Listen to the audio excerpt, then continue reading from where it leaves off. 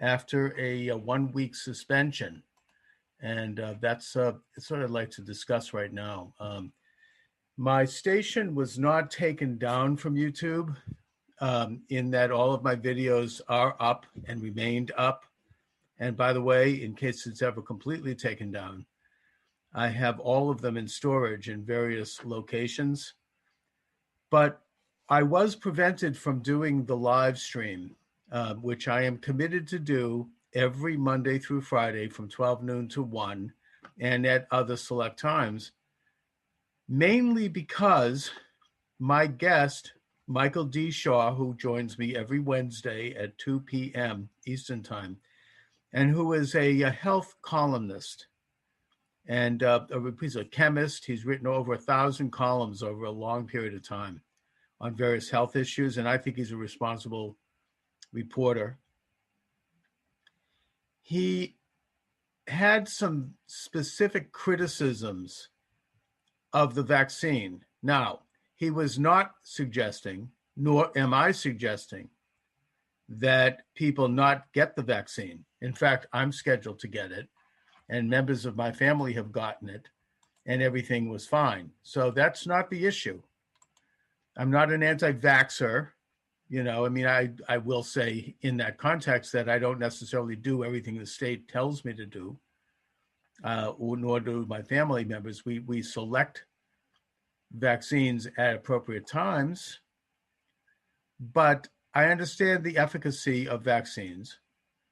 And yet he made some criticisms, and I'm not going to get into it now because I'm afraid the station will be banned again, other than to say that his criticisms were based upon legitimate reports in the field regarding certain elements of the vaccine. I'm not going to say more than that.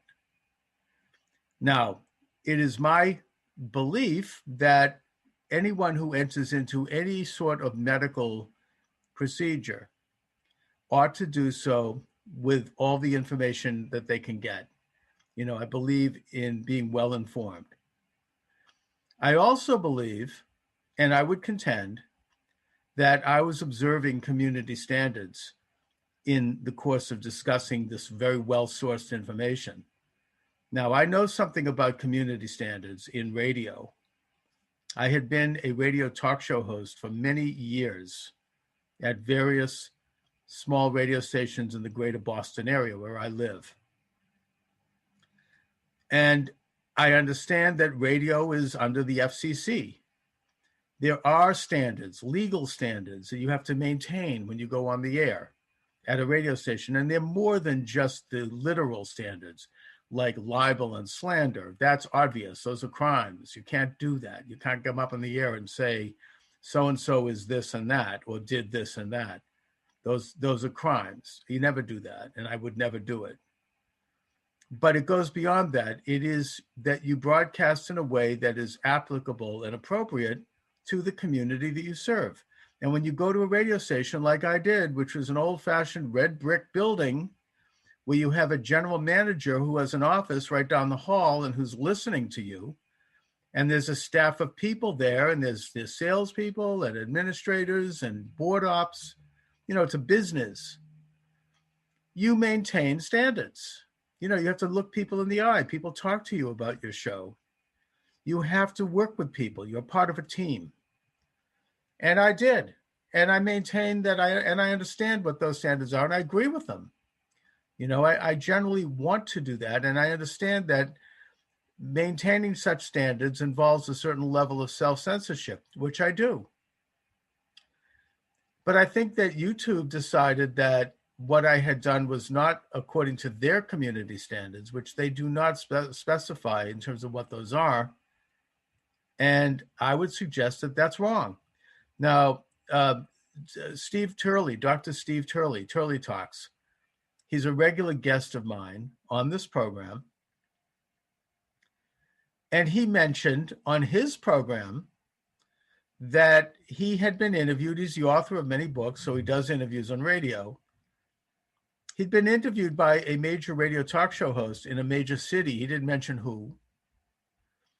And that this radio talk show host told him that his station had been and his show had been banned from YouTube. Now, this is someone who broadcasts the same show. He wasn't doing a separate program, by the way. This same program fell under the rubric of FCC regulations and community standards like any other radio talk show host does. But apparently those standards weren't enough for YouTube. So to my way of thinking, that goes to the contention that YouTube is engaging in censorship beyond community standards. And that contention is only amplified by the fact that YouTube doesn't reveal the vague nature of these community standards. Now, I understand that YouTube is a private company, and I understand that they have to be answerable to advertisers who don't agree with certain opinions. So doesn't radio, by the way. But even within that context, I would suggest that censoring conservative opinion, as has been reported by so many people, including Dennis Prager, who's about as straight arrow and as legitimate as anyone you can find, it actually goes contrary to advertisers who generally, they're not political, but they're not concerned. I mean, I get the fact they don't want to have the Klan on the air. Sure, that's not community standards. I wouldn't have a Klan show or a communist show on a regular radio station either. They don't comport, but general conservative opinion. I mean, we generally would want to see a pretty wide latitude of tolerance, especially for a station that prides itself on free speech.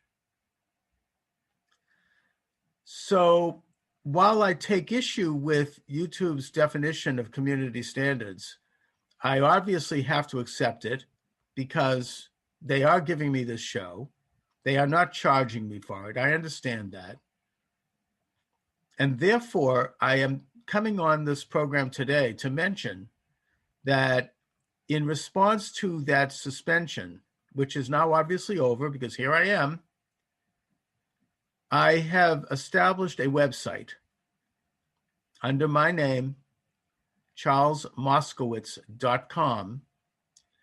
And on that website, I have included links to almost 30 venues that carry my program, which I do besides other times every day, Monday through Friday, 12 noon to 1 p.m.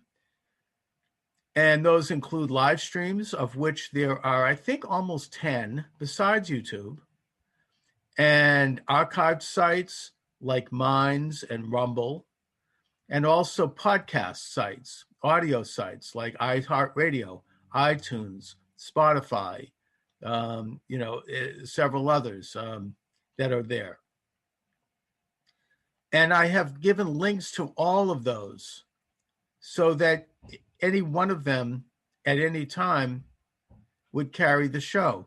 I also have included on that website archives of all of my past programs that go back. I mean, I've done thousands of programs, at least 1,000, and links to my books, my columns, and my blogs, plus a lot of other fun things to do. I mean, there's links to all sorts of things. I have a page dedicated to Donald Trump. I have other things that I'm interested in. And I also have put up a few products there because I wouldn't mind making a few bucks. I don't get paid for any of this, and I'm not independently wealthy. So please patronize the links, including one to Mike Lindell from MyPillow, who has been purged and censored by not only the big tech media, I think including YouTube, I'm not sure, certainly Twitter, but whose product has been dropped by the big box stores like Bed Bath & Beyond and Kohl's and others, and who offers products like pillows and bed sheets. So I have a link up to Mike Lindell's MyPillow. You can order it there. I would appreciate that.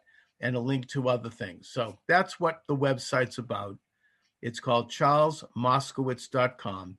I'm going to be putting a link to that here on below this quick broadcast so you could get to that. And what I would say going forward with regard to YouTube is that even though I still consider YouTube to be the sort of the flagship of my enterprise here, and again, I do it Monday through Friday, 12 noon to 1 p.m., I am probably not going to post everything on YouTube. You know, there are certain programs that I want to do that I do think are in community standard in line with that, but I wonder whether they're not appropriate for YouTube, that I'm just not going to have on YouTube. I'm not going to go live on YouTube, and I'm probably not going to post it on YouTube. And that way, you know, I don't know, maybe I'll come on and make a quick announcement about it so that you can go to the other sites.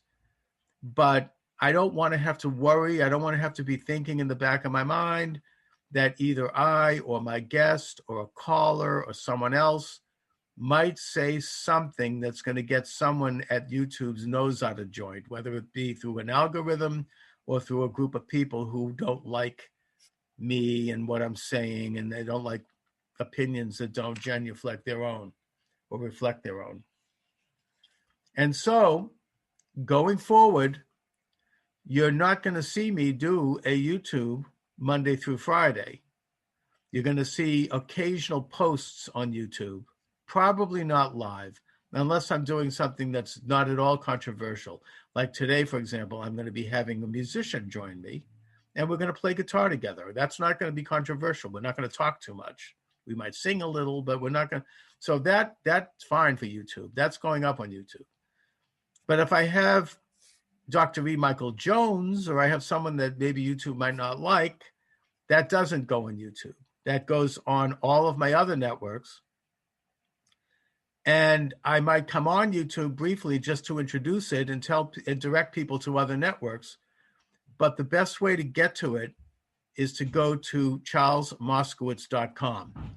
That is what I'm working on right now. That is what I'm developing.